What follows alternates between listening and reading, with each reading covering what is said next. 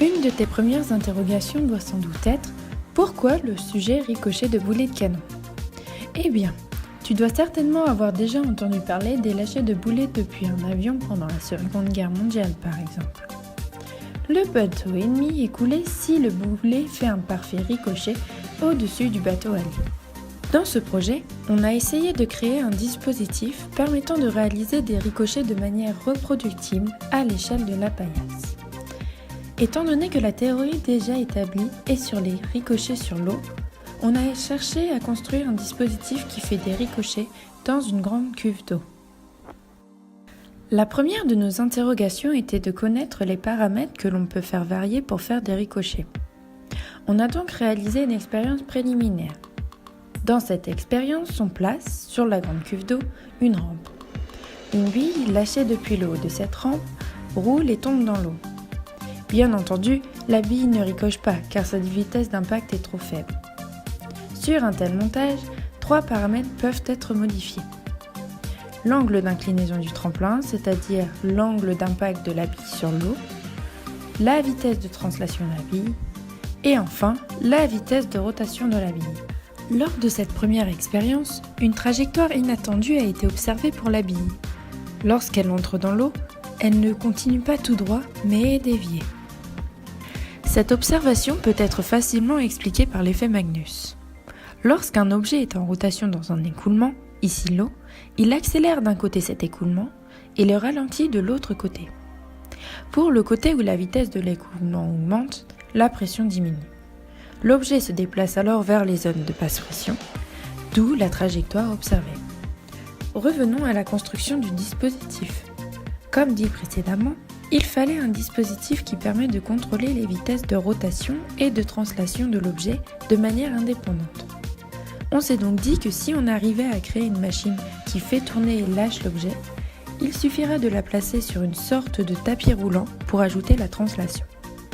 On s'est alors attaché à la construction d'une machine permettant la rotation et le lâcher de l'objet. Avant tout, il a été nécessaire d'estimer les vitesses de rotation et de translation de l'objet par la théorie. On considère l'objet le plus simple possible, qui est un carré du côté A. Pour savoir dans quel régime de vitesse on doit se placer, on calcule le nombre de Reynolds. Il est de l'ordre de 10 puissance 5, ce qui correspond à un écoulement turbulent, donc une force de traînée quadratique. La résultante de la force de traînée et de la force de portance s'applique sur la surface immergée du galet. Si cette force compense le poids, le galet ricoche. On peut alors calculer la vitesse d'impact. En appliquant le principe fondamental de la dynamique au galet, on trouve 2 conditions sur la vitesse d'impact, en considérant le rebond seul, puis en tenant compte de la dissipation d'énergie. On trouve que la vitesse d'impact doit être supérieure à 1,5 m par seconde. La rotation du galet sur lui-même a aussi son importance. C'est l'effet gyroscopique qui explique que le galet conserve son angle d'incidence et qu'il n'est pas déséquilibré. En utilisant une équation sur l'angle θ, qui doit être petit, on obtient également une condition sur la vitesse de rotation du galet. Elle doit être de l'ordre de quelques tours par seconde. Étant donné que la théorie avait été faite sur un cylindre, c'est dans un premier temps un objet cylindrique que l'on a cherché à faire tourner et à lâcher. C'est alors que plusieurs idées nous sont venues pour contrôler la rotation et le lâcher de notre cylindre. La première était un montage avec un moteur et un électroaimant. Le moteur tourne et fait tourner l'électroaimant. Cela fait tourner le cylindre d'intérêt emboîté sur l'électroaimant. Quand on active cet électroaimant, il se déplace latéralement et fait tomber le cylindre en rotation. Cependant, le lâcher déséquilibrait le cylindre. De ce fait, on a pensé à un montage avec une pince inversée. Le cylindre est tenu par la pince et peut tourner car il est en contact avec un cylindre relié au moteur. Lorsqu'on presse la pince, le cylindre tombe. Il n'y a donc plus le problème du déséquilibre du cylindre lorsqu'il est lâché. Toutefois, l'usinage d'un tel montage à l'atelier aurait été trop compliqué. On a finalement dû trouver un dernier montage. On a donc imaginé le montage suivant. 2 cylindres sont placés côte à côte, l'un est mis en rotation par un moteur, l'autre est en rotation libre.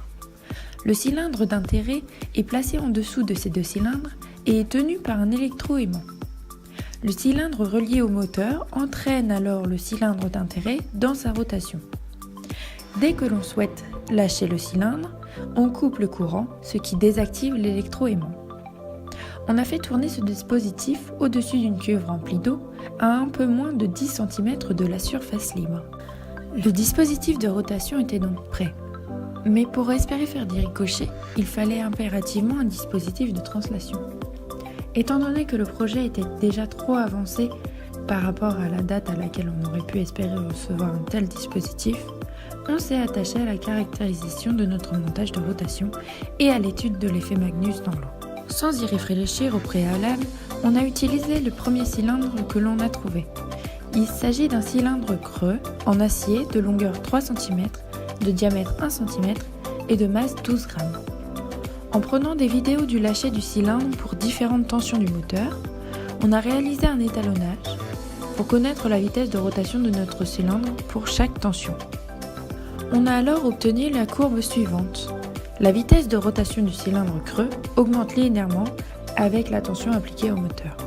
On a filmé la trajectoire de ce même cylindre dans l'eau pour des valeurs de tension pour lesquelles l'étalonnage avait été fait. Grâce à Imagy, on a pointé le centre du cylindre à chaque image et la courbe suivante a été obtenue.